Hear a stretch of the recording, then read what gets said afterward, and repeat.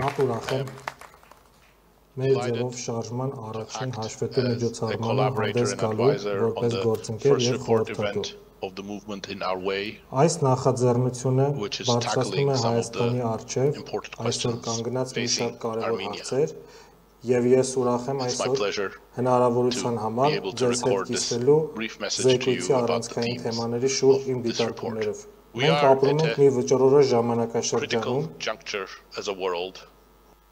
երբ աշխարհը կանգնած է տեխնոլոգիական, քաղաքական և ինստիտուցիոնալ խորը փոփոխությունների շեմին։ Այս փոփոխությունները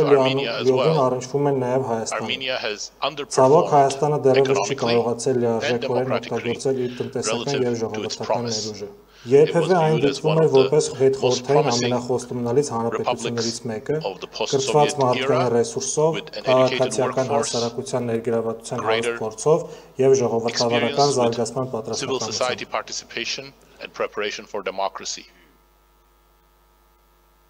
Բայց ապագան դեռևս բաց է և այն գրելու հնարավորությունը մնում է մեր ձեռքերում։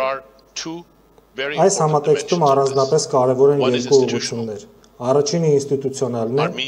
Հայաստանի ժողովրդավարությունը պետք է ամրապնդվի և գտնի ճիշտ հավասարակշռություն պետության, իշխանության ու տեղական և օտարերկրյա ներդրումների խթանման միջև։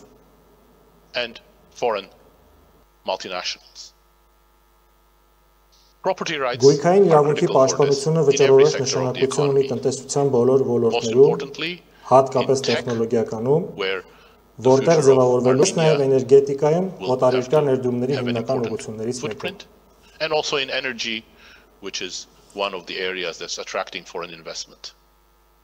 Հայաստանը անկասկած պետք է արդար բաժին ունենա իր բնական պաշարների զարգացման արդյունքներից։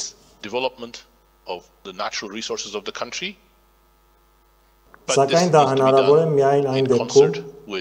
երբ գործում է գույքային իրավունքի հետևողական և կանխատեսելի համակարգ, որն ապահովում է ներդրողների վստահությունն ու պատրաստակամությունը ներդրումներ կատարել։ Սա բարդ, նուրբ հավասարակշռություն է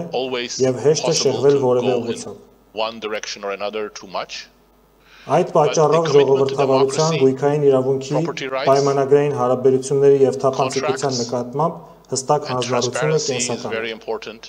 Ես համոզված եմ, որ ժողովրդավարական գործընթացների պահպանումը, քաղաքացիական հասարակության ակտիվ մասնակցությունը և մասնագիտական փորձագիտական խորհրդատվությունը կարևոր նախապայմաններ են այս նպատակին հասնելու համար։ Հայաստանին անհրաժեշտ են ոչ միայն օտարերկրյա ներդրումներ, այլև միջազգային փորձ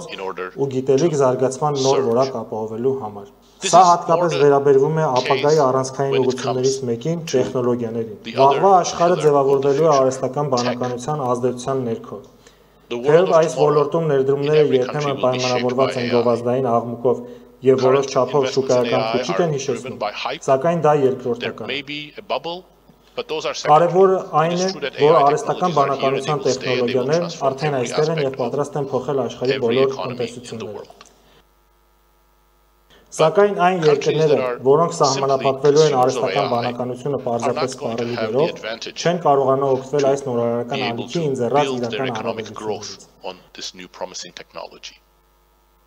Արհեստական բանականությունը Հայաստանի համար բացառիկ հնարավորություն է, քանի որ չնայած կոմունիստական համակարգից անցման տարիներին առաջացած դժվարություններին, Հայաստանը դեռևս ունի կրթված մարդկային ռեսուրս և խորհրդային տեխնոլոգիական ու ինժեներական ժառանգություն, որն այսօրվա մարտահրավերների պայմաններում շարունակում է պահպանել իր արժեքը։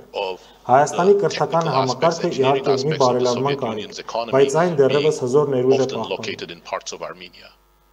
Սա նաև այն պատճառներից է, որ շատ հայ երիտասարդներ հաջորդ կարիերային կառույցում արտասանում։ Սակայն հաջորդ կարևոր քայլը պետք է լինի այդ կրթական և մարդկային կապիտալի արդյունավետ օգտագործումը, այն վերածելով ներդրումային հարթակի արհեստական բանականության և բարձր տեխնոլոգիաների զարգացման համար։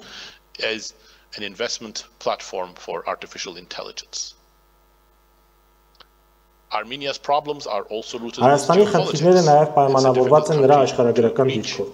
Երկիրը չունի արտաքին շուկաներ հասնելու հեշտ ցամաքային ուղիներ, ինչի հետևանքով թվային տեխնոլոգիաների վրա հիմնված ծառայությունների տնտեսությունը Հայաստանին տալիս է ակնհայտ առավելություն։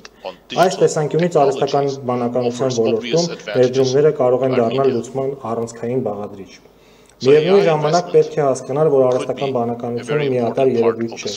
Երբ խոսում ենք ԱԲ-ի կամ օրինակ արհեստական ընդհանուր բանականության մասին, սովորաբար նկատի ունենք համակարգեր, որոնք փորձում են փոխարինել մարդկային գործառույթները։ Սակայն ավելի խոստումնալից ուղղությունը իմ համոզմամբ այն է, ինչ ես կոչում եմ մարդակենտրոն կամ աշխատուժին աջակցող ԱԲ տեխնոլոգիաներ, որոնք նպաստում են աշխատողների ապահովականության աճին, ընկերությունների նորարարական զարգացմանը եւ նոր ապրանքների ու ծառայությունների ստեղծմանը։ Հայաստանը իր կրթված մարդկային ներուժի շնորհիվ հենց այս ուղղությամբ կարող է ունենալ մրցակցային առավելություն։ ԱԲ-ի զարգացումը սերտորեն կապված է ինստիտուցիոնալ զարգացման հետ։ Ցանկացած տեխնոլոգիա պահանջում է հուսալի ինստիտուցիոնալ միջավայր։ Նորարարության մեջ ներդրումներ կարելի է կատարել միայն այն ժամանակ, երբ կա վստահություն, սեփականությունը պաշտպանված է, դատարանները գործում են արդարացի եւ պետության միջամտությունը տնտեսությանը անաչառ է։ Հետխորհրդային շատ երկրներում պետությունն իրեն չափից ավելի մեծ դեր է վերականգնում, ինչը հաճախ խոչընդոտում է ազատ շուկայական մրցակցությանը։ Երբ պետությունը չափազանց ազդեցիկ է դառնում, լինի դա էներգետիկայի, բիզնեսի կամ քաղաքականության ոլորտում, դա արգելակում է նորարարության եւ տեխնոլոգիական առաջընթացի զարգացումը։ Ես վստահ եմ, որ Հայաստանը կարող է ունենալ պայծառ ապագա, եթե կարողանա խելամտորեն օգտագործել իր ամենամեծ հարստությունը՝ մարդկային ներուժը։ Իսկ դրա հիմքում պետք է լինեն ամուր ինստիտուտներ եւ կրթության համակարգի զարգացումը։ When you make the state too strong, too dominant, whether it's in the energy sector, in its control of the business process, or in the political domain, I think it is going to be inimical to using this very promising technology, as well as any other technology for flourishing. I think Armenia could have a bright future, but it has to use its resources, most importantly its people, the right way, and that starts with the right institutions and the right investment in education. Թույլ տվեք պատասխանել ձեր առաջին հարցը, որը վերաբերվում է ինստիտուցիոնալիզմի տեսանկյունից իմ դիրքորոշմանը։ Հաշվի առնելով, որ իմ աշխատանքը կենտրոնացված է պետական ինստիտուտների դերի վրա, գույքային իրավունքի պաշտպանության եւ տնտեսական զարգացման խթանման գործում։ Դուք հարցնում եք, ինչ կարծիք ունեմ Հայաստանի էլեկտրական ցանցերի վերջերս իրականացված ազգայնացման գործընթացի եւ ներդրումների ակտիվների լայնածավալ ստուգումների վերաբերյալ զեկույցների մասին։ Իմ պատասխանը դնում է այս հարցը Հայաստանի ինստիտուցիոնալ զարգացման լայն համատեքստում։ Կարծում եմ, որ յուրաքանչյուր երկրի համար գույքային իրավունքի պաշտպանությունը կենսական նշանակություն ունի։ Միևնույն ժամանակ կարևոր է, որ յուրաքանչյուր երկիր կարողանա օգտվել իր բնական եւ մարդկային ռեսուրսներից։ Սա միշտ նուրբ հավասարակշռություն է, որը պետք է գտնել ճիշտ ձևով։ Ամենակարևորն իմ կարծիքով այն է, որ ստեղծի վստահելի եւ ապահով միջավայր օտարերկրյա ներդրողների համար, որոնք կարևոր դեր են խաղալու Հայաստանի ապագայի ձևավորման գործում։ Ինչ վերաբերվում է այն հարցին, թե ինչպես կարելի է ապահովել Հայաստանի թռիչքաձև տնտեսական զարգացումը,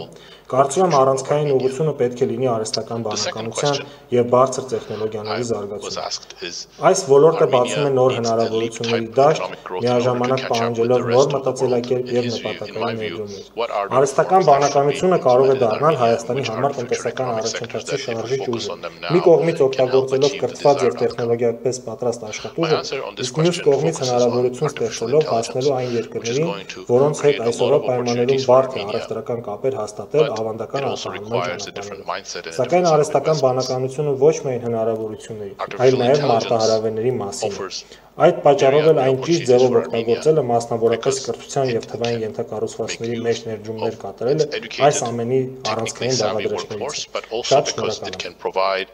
Means for the Armenian economy to reach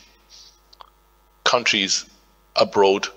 that are so far very difficult to reach by exporting goods using the usual ways. But artificial intelligence creates challenges as well as opportunities. So using artificial intelligence the right way, and in particular investing in education and digital infrastructure, are also part of the important elements here.